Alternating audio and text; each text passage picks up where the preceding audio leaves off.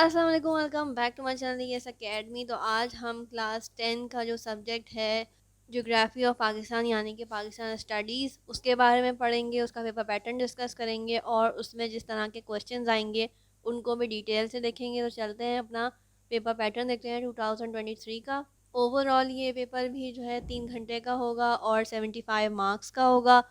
Section A में हमारे पास multiple choice question यानी कि एमसीक्यूज़ आएंगे। सेक्शन बी में हमारे पास शॉर्ट क्वेश्चन आएंगे और सेक्शन सी में हमारे पास डिस्क्रिप्टिव क्वेश्चंस आएंगे। ये सारी चीज़ें मैं डिटेल में ऑलरेडी अपलोड कर चुकी हूँ, उसकी वीडियो भी आप देख लें ताकि आपको इन सारी चीज़ों का आइडिया हो जाए। अब चलते हैं कि किस तरह के क्वेश्चंस आएंगे। तो सेक्शन ए हमारे पास 30 मार्क्स का होगा यानी कि 30 एमसीक्यूज़ आएंगे और हर एमसीक्यूज़ 1 नंबर का होगा। सेक्शन बी की अगर बात करें तो वो शॉर्ट क्वेश्चन होंगे और वो भी 30 मार्क्स के होंगे। टोटल हमने जो है वो 6 क्वेश्चंस अटैम्प्ट करने हैं। हर सवाल इक्वल मार्क्स जो है वो कैरी करता है यानी कि आप कोई भी क्वेश्चन अटैम्प्ट करेंगे शॉर्ट में से तो वो सेम नंबर्स जो है वो कैरी करता है। और आपने टोटल 6 क्वेश्चन जो है वो अटैम्प्ट करने हैं यानी कि हर सवाल 5 नंबर का है। तो आपने 5 नंबर के 6 सवाल अटैम्प्ट करने हैं तो आपको 30 मार्क्स मिल जाएंगे। आई होप कि आपको ये चीज़ें क्लियर हो गई होंगी। सेक्शन सी की बात करते हैं तो वहाँ पे हमारे पास लॉन्ग क्वेश्चंस आएंगे, यहाँ पे करेक्शन कर लिएगा। आई होप कि आपको यहाँ पे क्लियर नज़र आ रहा होगा कि मैंने यहाँ पे करेक्शन कर दी है कि यहाँ पे लॉन्ग क्वेश्चंस आएंगे। सेक्शन सी में 20% जो है ये पेपर का वेटेज होगा यानी कि 15 मार्क्स का ये पूरा सेक्शन होगा। और यहाँ पे हमने 2 लॉन्ग जो है अटैम्प्ट करने हैं जिसमें से एक क्वेश्चन नंबर 12 जो है वो कंपलसरी है, उसके अलावा आपने एक लॉन्ग अटैम्प्ट करना है अपनी मर्जी से। तो आपको ये 15 मार्क्स मिल जाएंगे। आई होप कि आपको ये सारी चीज़ें क्लियर हो गई होंगी। अब चलते हैं कि किस तरह के क्वेश्चंस आने वाले हैं। तो क्वेश्चन नंबर 12 की अगर हम बात करें तो क्वेश्चन नंबर 12 से सेक्शन सी स्टार्ट हो रहा है और क्वेश्चन नंबर 12 में हमारे पास बोला गया है describe the importance of location of Pakistan in the south Asian region. ये वाला क्वेश्चन बहुत ज़्यादा इंपॉर्टेंट क्वेश्चन है, ये मोस्टली हर ईयर में आता है और ये क्वेश्चन जो है आपके पास कंपलसरी भी है। तो आपने इन सारे क्वेश्चन की अच्छे से तैयारी करनी है क्योंकि आपके पास इनके अलावा कोई भी चॉइस नहीं होगी। आपने क्वेश्चन नंबर 12 चाहे कोई सा भी आए आपने उसको अटैम्प्ट करना ही करना है, उसमें आपके पास चॉइस नहीं है। तो आपने इतनी अच्छी तैयारी करनी है कि आपके पास कोई भी क्वेश्चन नंबर 12 आ जाए आपने उसको अच्छे से अटैम्प्ट करना है ताकि आपको उसमें फुल मार्क्स मिल जाए क्योंकि आपके पास उसमें चॉइस नहीं होती कि आप कोई भी स्किप करके कोई और सा क्वेश्चन अटैम्प्ट कर लें। और जैसा कि ये वाला क्वेश्चन यहाँ पे ऑलरेडी मेंशन है तो ये बहुत ज़्यादा इंपॉर्टेंट क्वेश्चन है, ये मोस्टली हर ईयर में ही आता है। और यहाँ पे आपने पाकिस्तान की जो लोकेशन है यानी कि साउथ एशिया में जो पाकिस्तान की लोकेशन है उसके बारे में डिस्कस करना है कि कितनी इम्पोर्टेंट हमारे पास जो लोकेशन पाकिस्तान की है उसमें हमें क्या क्या फ़ायदे होते हैं और हमसे लोगों को कितने ज़्यादा फ़ायदे होते हैं। जैसा कि हमारे पास जो सी है वो अल्हम्दुलिल्लाह वहाँ पे विंटर का कोई सीन नहीं है कि वहाँ पे जमता नहीं है, ताकि क्योंकि हमने बहुत सारी जगहों के देखे हैं कि उनकी रिवर्स लेक ओशंस जो हैं वो जमने लगते हैं जिसकी वजह से उनकी जो ट्रांसपोर्टेशन है यानी कि इम्पोर्ट एक्सपोर्ट का जो भी चीज़ होती है उनकी वो बिल्कुल जम जाती है जिसकी वजह से वो जो है ट्रांसपोर्टेशन नहीं कर पाते और उनके 3-4 महीने के लिए सारी जो है इंपोर्ट एक्सपोर्ट है जितनी भी ट्रांसपोर्टेशन है वो बंद हो जाती है या फिर वो कोई और रूट लेते हैं ताकि वो अपनी तिजारत को जारी रख सकें। ठीक है, तो हमारे पास अल्हम्दुलिल्लाह इतना अच्छा जो है अल्लाह ताला ने इतनी अच्छी लोकेशन दी है पाकिस्तान को कि जो हमारा अरेबियन सी है वो विंटर सीज़न में भी जमता नहीं है। कोई ऐसे इश्यूज़ हमें फेस नहीं करने पड़ते कि हमें 3-4 महीने के लिए अपनी जो ट्रांसपोर्टेशन है शिपिंग इंडस्ट्री है उसको बंद करना पड़े। तो आपने इन सारी चीज़ों को भी अपने जहन में रख के पाकिस्तान के बारे में बताना है, उसकी लोकेशन के बारे में डिस्क्राइब करना है और हमें क्या क्या फ़ायदे होते हैं और हमसे दुनिया को कितने फ़ायदे होते हैं। क्योंकि बहुत सारे जैसे कि आपने देखा चाइना जो है हमारे पास सी पोर्ट की वजह से कितनी ज़्यादा चाइना को हेल्प हुई है कि हमारे पास जो सी है वो जमता नहीं है। तो इसकी वजह से चाइना भी अपनी जो सारी ट्रांसपोर्टेशन है शिपिंग है वो सारी मोस्टली पाकिस्तान के थ्रू ही करवा रहा है। तो आप देख सकते हैं कि दुनिया के कितने ममालिक इतने बड़े बड़े पावर में होने के बावजूद भी पाकिस्तान की लोकेशन की इम्पोर्टेंस अपनी जगह है यानी कि पाकिस्तान की हेल्प से ही उनकी भी इंडस्ट्री चल रही होती है। कहीं ना कहीं पाकिस्तान भी उनको हेल्प आउट कर रहा है और डेफिनेटली पाकिस्तान को भी उन सारी कंट्रीज से फ़ायदा हो रहा है। हमारे रोड्स अच्छे हो गए हैं और बहुत सारी चीज़ें जो हैं वो हो रही हैं मुल्क के अंदर।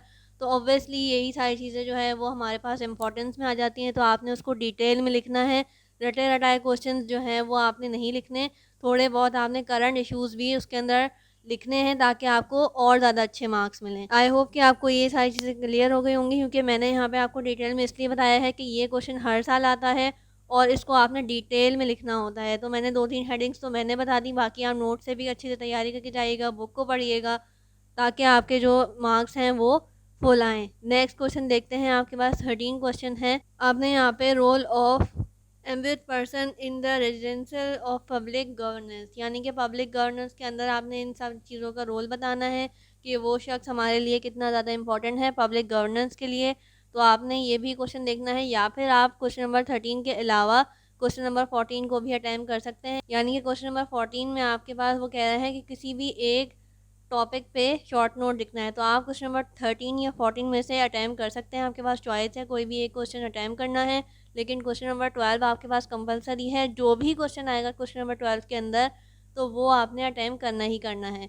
अब चलते हैं क्वेश्चन नंबर 14 के जो भी इंपॉर्टेंट टॉपिक्स हैं हमारे पास शॉर्ट नोट के लिए, वो देख लेते हैं। नेशनल गोल्स ऑफ पाकिस्तान, ये भी सारा आपके पास बुक में टॉपिक डिटेल से है, और वरना आपने नोट्स वगैरह से अच्छी से तैयारी करनी है, ताकि आपको इन सारी चीज़ों पे डिटेल में लिखना आना चाहिए। ये नहीं कि 3-4 हेडिंग्स लिख के आपने शॉर्ट नोट बना दिया। यहाँ पे आपको काफ़ी ज़्यादा डिटेल से जो है वो जवाब देने होते हैं। नेशनल गोल ऑफ पाकिस्तान के बारे में आपने डिटेल से बताना है कि हमारे क्या क्या गोल्स थे, क्या क्या गोल्स हैं, और क्या क्या हमने अचीव करने हैं या अचीव कर लिए हैं। इन सारी चीज़ों को आपने डिटेल से बताना है।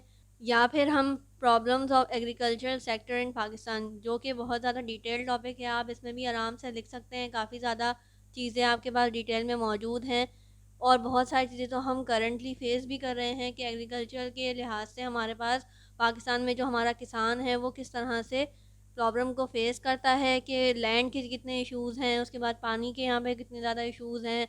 बहुत सारी जो चीज़ें हैं, फाइनेंशियल एड, यानी कि हमारे पास जो है वो पैसा इतना नहीं है कि हम जो है वो एडवांस फैक्ट्रीज़ लगा सकें, या एडवांस जो है वो मशीनरी इस्तेमाल कर सकें, और अपने जो फसलें हैं उनको जो है वो प्रोडक्टिव तरीके से उसको इस्तेमाल कर सकें, कि हम साल में अगर 2 के बजाय 4 भी फसलें अगर खड़ी करना चाहें, तो हम फर्टिलाइज़र्स वगैरह यूज़ करके, केमिकल्स यूज़ करके हम कर सकते हैं। लेकिन हमारे पास इतने ज़्यादा वसाइल नहीं हैं कि हम उन सारी चीज़ों को रीच आउट कर सकें। जैसा कि चाइना में है, वो हर चीज़ अपनी खुद उगाते हैं, उनको सीज़न का इतना ज़्यादा इशू होता नहीं है कि अब वो गाजर जो है सर्दियों में, गर्मियों में कभी भी चाहें तो वो मोस्टली उगा रहे होते हैं। हमने देखा है कि वो ऑब्वियसली टेस्ट का डिफरेंस होता है, लेकिन उनके लिहाज से उनकी इंडस्ट्री जो है वो काफ़ी ज़्यादा ग्रो कर रही है। तो सम टाइम्स हमें भी इन सारी चीज़ों की नीड होती है कि हम भी ये वाली सारी नई चीज़ें सीखें और अपनी इंडस्ट्री को ग्रो करें। इंडस्ट्री इसी तरह से ग्रो होती हैं ताकि हम जो है वो और ज़्यादा प्रोडक्टिव हों, अपनी सारी चीज़ों को लेके, फसलों को लेके आगे बढ़ें, और केमिकल्स और फर्टिलाइज़र्स की मदद से, एडवांस मशीनरी की मदद से जो है वो हमारे पास हमारी इंडस्ट्री ग्रो करे। अब अभी आपने देखा होगा कि बहुत ज़्यादा किसान वगैरह अभी भी हमारे पास लेबर की उसमें काम कर रहे होते हैं।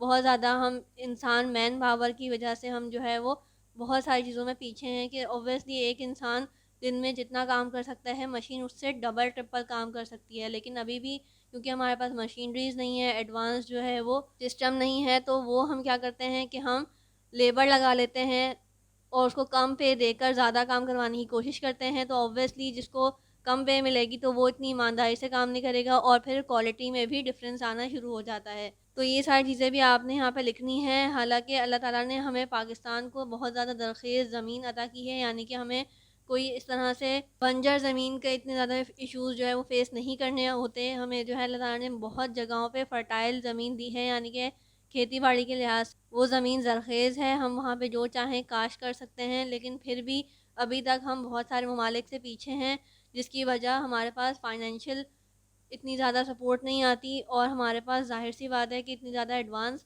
मशीनरी नहीं है, टेक्नोलॉजी नहीं है। अभी तक हम लेबर के ऊपर डिपेंड करते हैं कि अगर मज़दूर आएगा तो आज यहाँ पे खुदाई होगी, या मज़दूर आएगा तो यहाँ पे बीज डलेंगे, या मज़दूर आएगा तो फसलों को पानी डलेगा। ये सारी चीज़ें जो है वो बहुत सारे ममालिक में ऑटोमेट हो चुकी हैं। उनकी टाइमिंग्स हैं कि वो उन्होंने 6 घंटे बाद उनकी मशीनरी जो लगी हुई होती है वो फसलों को पानी दे रही होती है, या और इतनी ज़्यादा एडवांस जो है टेक्नोलॉजीज़ आ चुकी हैं जो कि वो अपनी एग्रीकल्चर इंडस्ट्री में ऐड ऑन कर रहे हैं, और उनकी जो एग्रीकल्चर इंडस्ट्री है वो ग्रो कर रही है। और पाकिस्तान अभी भी ये सारी चीज़ें जो है वो प्रॉब्लम फेस कर रहा है। पाकिस्तान का किसान अभी तक ये सारी चीज़ें फेस कर रहा है, हालांकि यहाँ पे क्वालिटी का भी काम होता है। पाकिस्तान का आम, चावल या बहुत सारी चीज़ें इतनी ज़्यादा मशहूर हैं कि अभी भी दुनिया हमसे लेने के लिए तैयार है। ओबियसली सारी चीज़ें जो है वो ज़मीन पे भी डिपेंड करती हैं। बहुत सारी चीज़ें कि आपके पास इतनी अच्छी ज़मीन है, ज़रख़ेज़ ज़मीन है कि वहाँ पे जो फ़सल उगती है वो बहुत ज़्यादा क्वालिटी की फ़सल होती है, लेकिन क्योंकि वो हम कम एरिया पे काश करते हैं तो हम या तो अपने लिए रख लें या एक्सपोर्ट कर दें, या बहुत कम मुल्कों को एक्सपोर्ट कर पाते हैं क्योंकि हमारे पास जो है वो इतने ज़्यादा वसाइल नहीं है कि हम चाहे आम उगा रहे हैं या चावल उगा रहे हैं तो उनको बड़ी क्वांटिटी में, लार्ज क्वांटिटी में उगाएं ताकि हमें ज़्यादा से ज़्यादा फ़ायदा हो। तो ये सारी चीज़ें अभी भी हम फेस करते आ रहे हैं, और भी काफ़ी ज़्यादा प्रॉब्लम्स हैं।